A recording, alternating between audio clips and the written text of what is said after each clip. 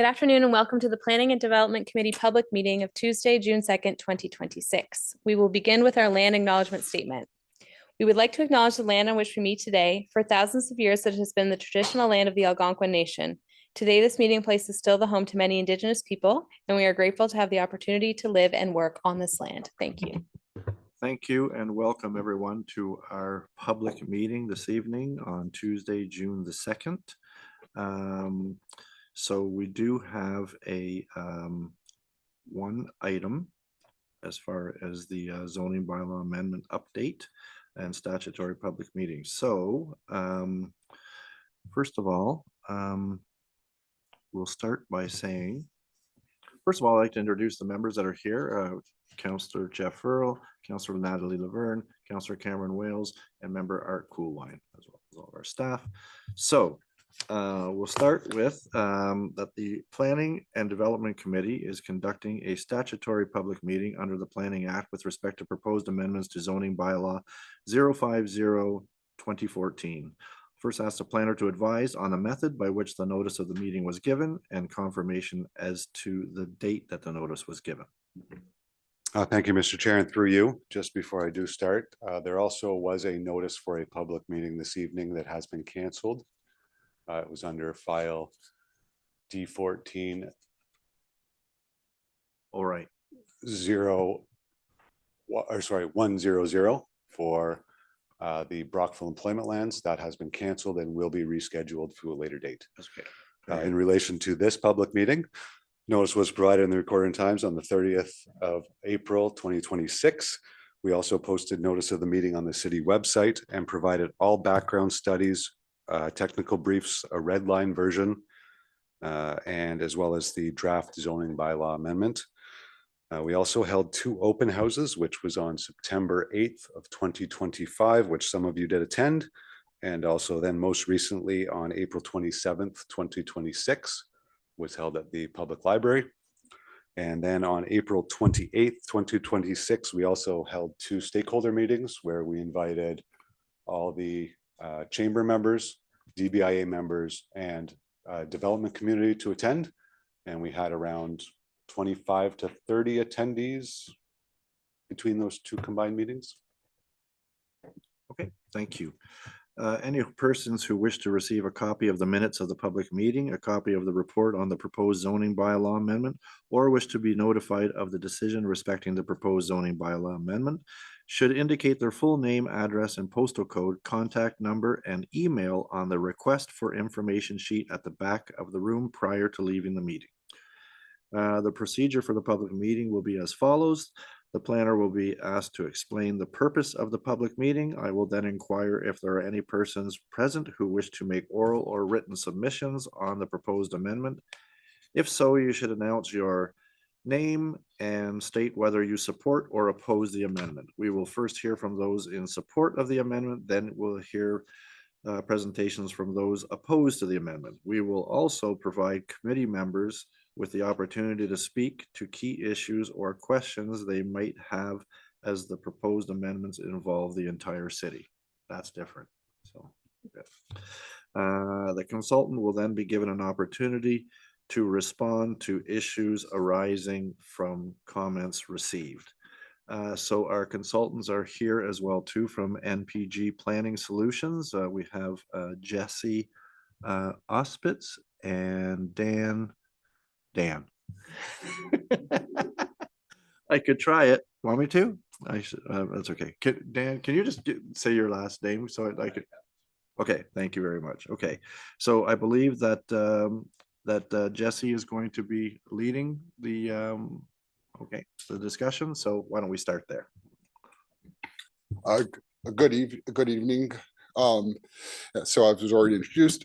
So this is a public meeting in relation to a zoning bylaw review for the city of Brockville.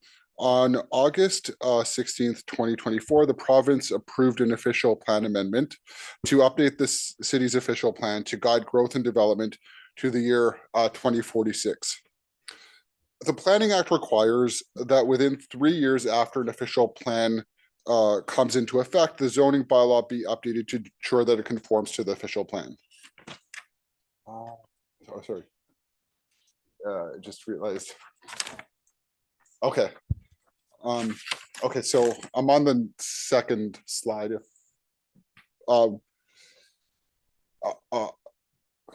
so in phase, so this project is basically a two-phase project. In phase one, we prepared a background report. The background report included a review of provincial and city official plan policies that needed to be considered as part of the zoning bylaw review. This background report was intended to provide a general overview.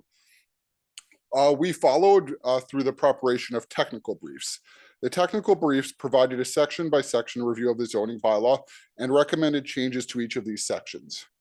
The technical briefs considered the following matters: Legislative and Planning Act requirements, official plan permitted uses, official plan lot and building requirements.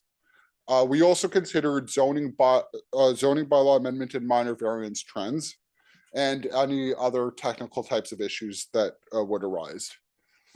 Based on these technical briefs, we had proceeded to prepare an amendment to the zoning bylaw. So we prepared a draft zoning bylaw amendment. An open house was occurred on April 27th, 2026 to discuss changes to the zoning bylaw. We also facilitated two interested parties meetings, one with the development industry and one with commercial and industrial community. This public meeting is an opportunity to review changes to the draft zoning bylaw amendment. And the purpose of this public meeting is to go over some of the key changes to the zoning bylaw that are proposed. Also, we will discuss some of the changes that have been made since the open house. And we are also providing the public an opportunity to make representation with respect to the proposed zoning bylaw amendment. Next slide, please.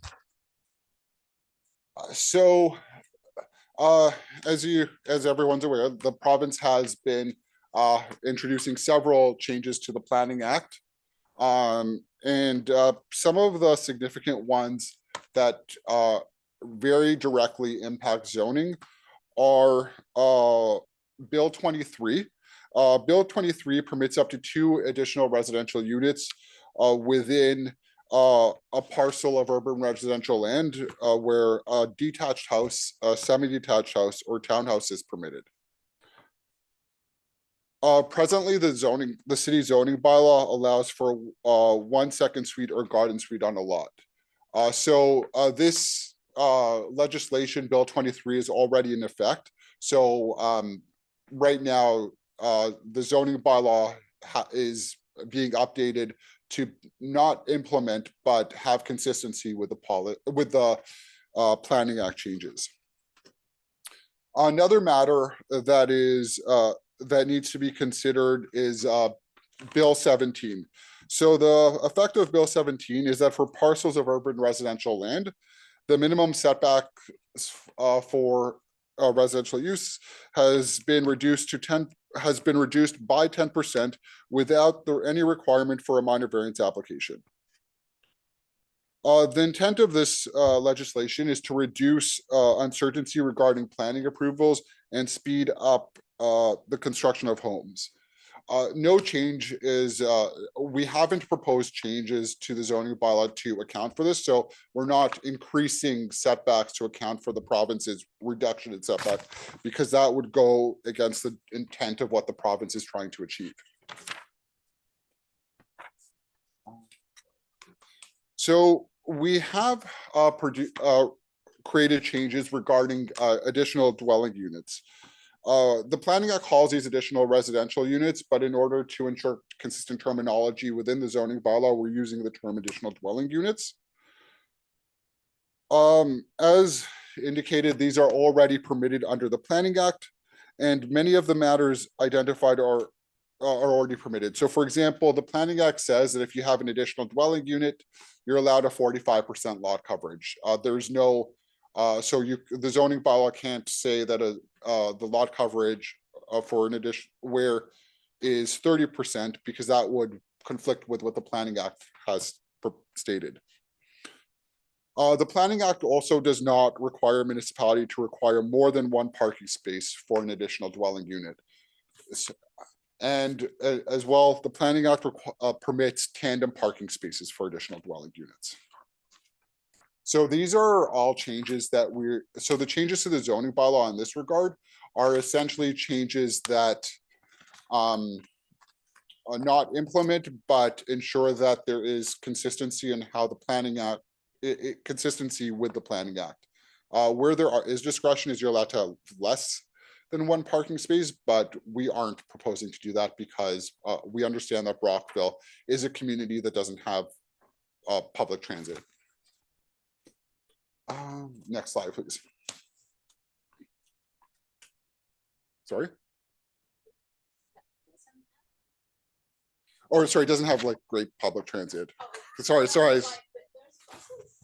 doesn't have like there is, it's not like yeah, sorry, apologize.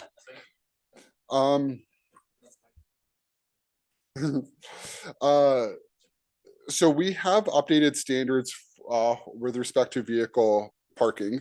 So this was designed to basically align, some of this was to align with the Accessibility for Ontarians with Disabilities Act. And we also, where we are proposing new parking rates, we have generally been decreasing parking requirements. And that is essentially to align with some of the peers, like peer municipalities. So we've looked at some municipalities with of similar context and considered what their parking rates are. So we're not over requiring parking and using land inefficiently. We have also introduced parking requirements for residential, for certain types of residential uses that and certain uses that are proposed. So these would include fourplex and short-term vacation rentals. So a fourplex, we're basically stating 1.5 spaces per unit, which comes to 6 spaces in total for a fourplex. And a short-term vacation rental would require 1 space per basically room for hire, in addition to the requirements of the dwelling of the main dwelling unit. We're also specifying that no additional parking is required where a commercial use is being converted to residential use in the downtown and central waterfront area, provided that the required minimum number of parking spaces is met. Just a question of that, is that the required parking spaces as a commercial business? Or is it the parking requirement once it's converted?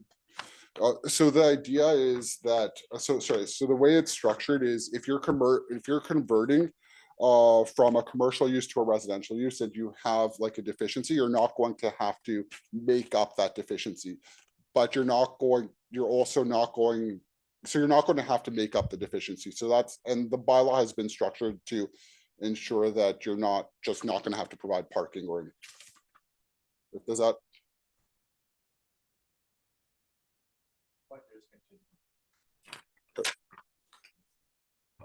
Sorry, just for an example, Member Coolwine. So if, say it's a retail store that required 10 parking spaces, but they only have 6 on site, they're converting to 3 residential units. 3 residential units in the downtown core would only require 4 parking spaces. They have 6 on site, so the 6 have to remain. There'd be no makeup.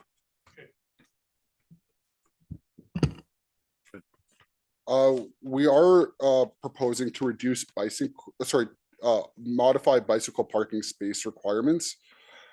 So for an apartment dwelling, the existing parking space requirement is 0.25 spaces per unit. We're proposing to increase it to 0.5 spaces.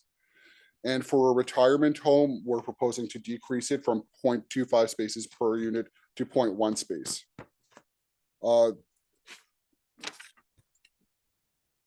Slide, please. We are also proposing provisions for docks and water lots. So there would, for docks on water lots. So the idea is to have setbacks from interior side yards for docks of 5 meters, maximum projection of a dock of 15 meters, and the maximum width of a dock would be 6 meters. The projection would have to be essentially you would have to basically project on a straight line out. So you can't so you would imagine lot lines on each side. You wouldn't if you imagine extending the lot lines on each side of the lot, you wouldn't be allowed to have a dock that projects outside those interior lot lines. We have introduced some provisions regarding bed and breakfast establishments and short-term rentals. There is a change.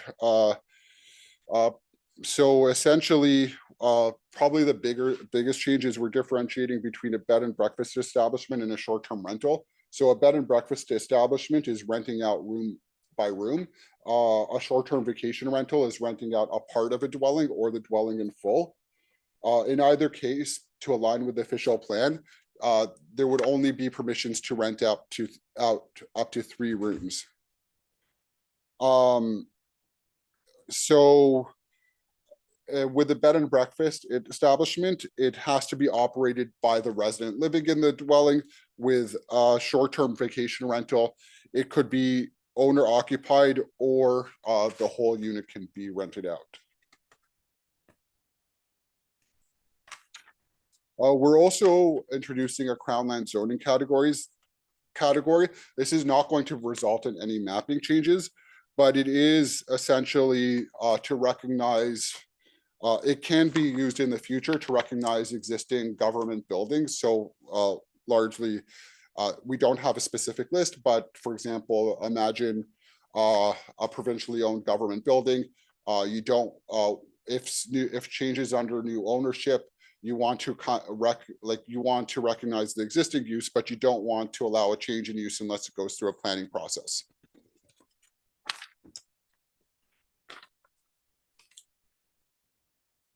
This is essentially a summary of the types of changes we're proposing. So permitting assembly halls in the institutional zones, group homes would be permitted in all dwelling units. Permitting semi-detached dwellings and various residential uses in some new zones. Permitting schools on parcels of urban residential lands, which is a change in the Planning Act. It allows it already. Various updates to the general provisions, for example, bed and breakfast established short-term vacation rentals, requirements for landscaping and parking areas, the projections of docks as we discussed, various updates to the definitions to align with the PPS and official plan, various updates to zone requirements. So for example, lot frontages and lot areas to essentially implement density targets, updates to to commercial and mixed use designations. So for example, permitting nursing homes, places of worship, and other uses within MD, MW, and MC zones. Separation distances for industrial uses to residential uses. So those would be some types of provisions that would go in the zoning bylaw. We heard what was said in the open house. And these were changes that were made following the open house. So parking associated with commercial to residential conversions. So existing, so this was something that was mentioned earlier, but existing parking deficiencies for residential to commercial conversions do not need to be made up prior to the change in use, but you're not allowed to remove the park, like you're not allowed to go and take away the parking, and you're not allowed to increase the deficiency. There's also, we have heard provisions regarding the 4.5 meter. Right now, the zoning bylaw in some instances requires a 4.5 meter height for the first floor of mixed use types of buildings. We're not proposing to change that. And we're also limiting the number of boarders, roomers in lodging houses to 5. And that's essentially to align with what a lot of municipalities are doing and recognize that this kind of use would be allowed in all residential types of zones. And those are the changes, and I'm open for questions. And don't worry, you're not losing people. I mean, he had to go. Okay, so first, I guess we'll try to stick to what we normally do. So is there anyone that would like to speak in support of the amendments? Anyone who would like to speak in support of the amendments? Go ahead. All of you. You might as well just, for the record, name, address, postal code. Yeah, I can do that. My name's Colin Harawinen. I live at 85 Garden Street here in Brockville, my wife and daughter, K6V2C4. Well, I'll talk. I'm in support, but I have some comments that I kind of want to go through. So I did attend the open house in the fall that kickstarted the update. I'm glad to see that this update is still going. Sometimes it stalls. So I'm glad to see it's still going. It's really important that this is looked at and that we have the right tools for our community to build and evolve. If the bylaw is done and written well, it's a great tool that city staff can use to help people and that people can read to know what they can do. If it's not done well, it's very confusing. And I've been on both sides of that. So it's nice that we're doing the update. I did send in some comments after the open house last fall, directly to staff that they did send to the consultants. Looking over what NPG just presented, there are a lot of positive updates that I'm seeing, which is really great, bringing our bylaw up to snuff with what is required. Province-wide, changes including reducing parking requirements. They fleshed out the refreshment vehicle provisions in the red line version, implementing the additional residential permissions that the province has really been pushing for. I like that they're increasing the bike parking amount, which is nice to hear, and also that in response to Bill 17, we're not being prickly and changing all of our setbacks by 10%, keeping in the spirit of that. That's great to hear. There's a lot of practical and meaningful steps that we're including to modernize our bylaw and reduce barriers, which is really great to hear. In the materials that were provided before this meeting, there's a lot of technical briefs, but I didn't see any info on public comments or a matrix. So I guess one question kind of now is, will that be provided? I'm assuming it would include a meeting like this and see what other people were commenting on. I submitted comments myself, but I'd be interested to see what other people have been commenting on. Should I stop? Through you, Mr. Chair. So we did our statutory circulation. We received 4 comments, including Mr. Harawinen's. So one was from CN back at the original circulation time. One was from the Conservation Authority. One was from the pipeline, and then yourself. Oh, sorry. And the other attendee, or one of the other attendees at the open house about dogs. So we received 5 comments in over a year of circulations. So we either did a good job, or I hate to say it, but people aren't responding accordingly or properly. I'm hoping we did a good job. I'm sure you did. I was thinking about that before coming tonight. Since such poor attendance at the open house, I wanted somebody from the public to come. So I thought, why not let it be me? I'll try and be positive. So I do have some comments that I want to kind of submit about some of the changes, specifically about home occupations and home industries outlined in the technical briefs, specifically brief 3, page 7. It talks about reducing the amount of provisions that are allowed for home businesses, including restricting retail uses, restaurants, and food preparation. It actually says it outright wants to prohibit them. Now, while I understand that these recommendations are intended to address a specific concern, I'm sure it came from staff and there was a very specific example that happened and they didn't want it to happen in the future. Simply applying a broad prohibition across the city, I think, is very heavy-handed and overly restrictive. Just because one or few problematic situations occur shouldn't result in removing the opportunity for residents to operate a small business or a bakery outright everywhere. There's 20,000 people that live here. If one bad situation happens, that's a lot of us that kind of lose out. Reducing home business opportunities from residents is in the wrong direction. Looking in the news, it seems like Canada, we are moving into a technical recession. At this time, I think making it harder for people to start a home business is not the direction that we really want to go. I think the home occupation and home industry provisions we have shouldn't be reduced, but they really should be expanded or evolved, not reduced. The policies that we have are largely unchanged since 2014. And I'm sure before that, they were copy and pasted into the 2014 bylaw. I really think it's time for an overhaul. I would encourage this committee to consider the concept of an accessory commercial use, an evolution of the current framework. Essentially, we need new policies to allow more home-based businesses and opportunities within reason. So allow people to advertise outside, but outline the rules specifically to address compatibility, balance business opportunities, and make sure that situations that didn't go well in the past not happen again, but let people be able to open a home business. Edmonton and Waterloo, Ontario have implemented accessory commercial uses to some success. So it's not a out of the blue idea. It has been done in this country and in this province.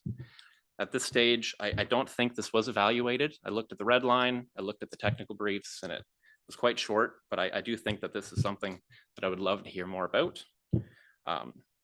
Helping people start a home business in this fashion would be in line with the official plan and with our provincial planning statement, which both support mixed-use communities and development in existing neighborhoods.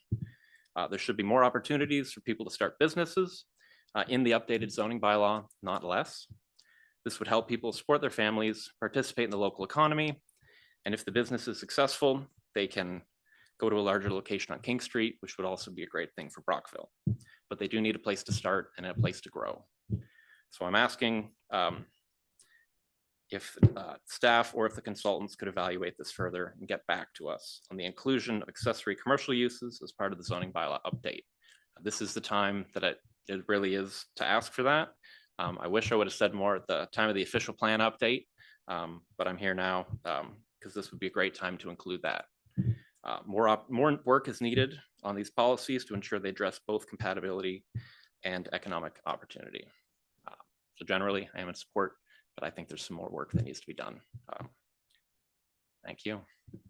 Thank you for those comments. And do you have a bit of a planning background or something like that? You could say that. Well, it was excellent comments, and I saw staff kind of just nodding their head. So I'm kind of hoping I tend to agree with what was said there too. So maybe there's something that we could maybe there could be some flexibility in the final document, but I'll leave that to staff to interpret the comments that were brought forward here. So is there anyone else who would like to speak in favor of the amendments? Anyone else? Is there anyone who would want to speak in opposition of the amendments? Anyone to want to speak in opposition? Anyone to speak in opposition? Was there anyone who would just like to speak on the amendments? Before I turn it over to members here for their conversation. And if you hear something through conversation that you want to chime in, I'm a pretty flexible kind of person, so we'll see how the conversation goes. Are there any members of the committee who would like to make any comments at this point? Councillor Earl. Well, I did like your some of your comments on the home businesses. We live in interesting times now where I believe the current thing is called getting a side gig, and there's more and more of them. People doing side gigs. Councillor LeBurn's involved in the pop-ups and so on, and we reached a time in history, I guess maybe when we're being taxed 50%, that people are having to find new sources of income, and side gigs are one of them. The That's tempered by the fact that if you're doing a side gig, that's the same as someone else that's doing that gig and paying taxes for it. There's some repercussions to the tax-paying person that he or she becomes at a disadvantage. So, I think your comments of looking at it a little further are probably warranted. There are some pluses and minuses to it, and in some cases, necessity. The side gig may be what saves someone's, from losing their house. So I think there's some good stuff in there, and I think hopefully the planner will take note and maybe polish that up a little bit, because it has its pluses and minuses, and I have seen other places where they've brought in oil tanks and set them in residential areas. So I guess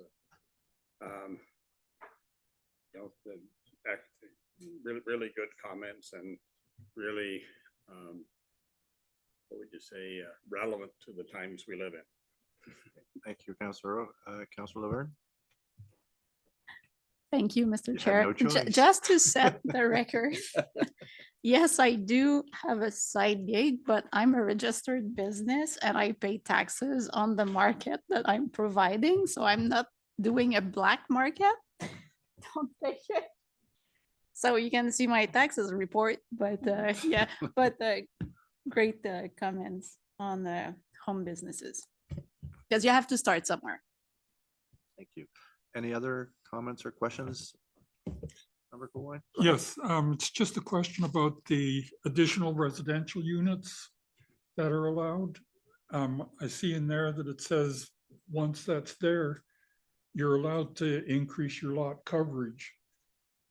How do you get certified or a certified residential unit so that you can do things that you couldn't do if it wasn't recognized? Through you, Mr. Chair. So the province, about 2 years ago, Yeah, 2022.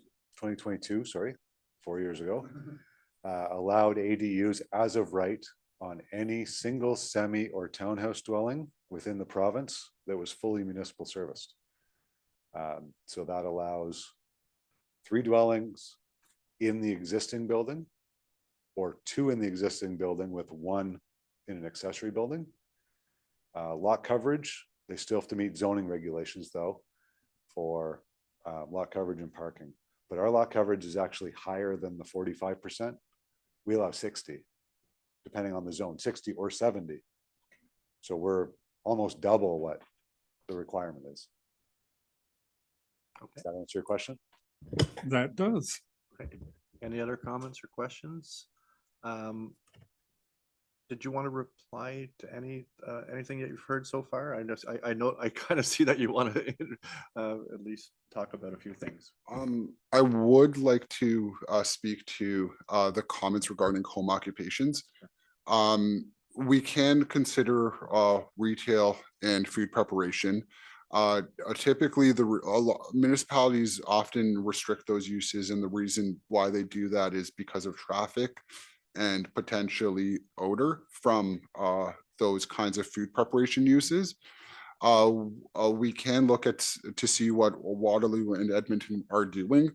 However, I do want to caution that that is the reason why those specific uses are often excluded.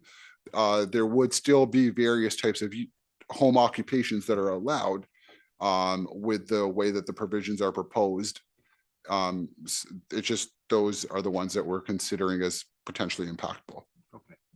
Well, certainly, I don't know what our timeline is here, other than, I mean, we're going to council in 2 weeks, but I would think that if we have an opportunity to do a little bit more research and just and refine it or not, or at least come back with what they are doing in other municipalities, and I'd be interested in that information too, for sure. So okay, yes.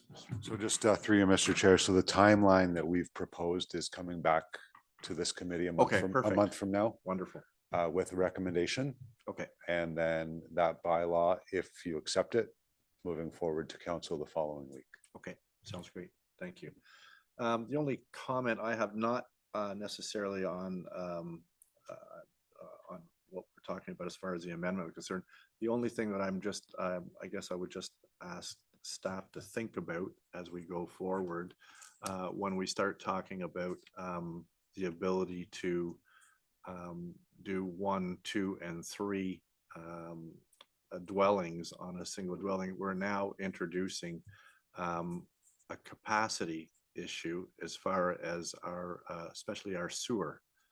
So that would be something that, you know, I would probably like to hear about, not necessarily now, but in the next future, as far as our ability to say, okay, if that's across the municipality, what potentially could be would we have a capacity issue, not today, not tomorrow, but in the future as we go forward. So I think that may very well happen, but I'll put that question out right now. Through you, Mr. Chair, and I can try to answer it as best I can. Due to the province passing that bill, we have no authority under zoning to say no. We do under capacity. So we would have to deal with the engineering department on every building permit that would come in and keep track of those, on how many units we are increasing and how fast we're increasing. Mhm. But as to saying no, just an example, if you came in with a building permit to convert your home into 3, as long as you meet parking regulations, planning has no jurisdiction to say no. Yes. Then it becomes a building permit and then ultimately capacity. Well, that's where I'm circling right back, because that's exactly where I was heading, was just, and I get that as far as the housing side of things are concerned. However, the capacity issue is something that concerns me as we go down the path. So that will be interesting. We know how much what we've done as far as our water pollution control plant and the extensions and expansions that we have. It's not cheap, but the citizens of Brockville have paid an awful lot of money into that facility. So I just want to make sure that we have in Brockville the ability to be able to do whatever expansions or housing that is required. But sooner or later, it almost would be like, you know, we're making provisions here now for more and more like 9-story, 10-story, and 12-story condos or apartments or whatever the case may be. Eventually, we're going to start to see that the capacity in our sewer, and then on top of that, all of these 2nd and 3rd dwellings on the same property, it could be an issue. So I'll just leave it at that.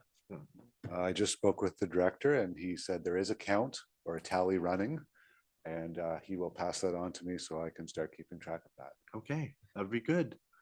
And you know what? I think others would probably be interested in that too eventually, but I'll just leave it now. So I just wanted to put that out there.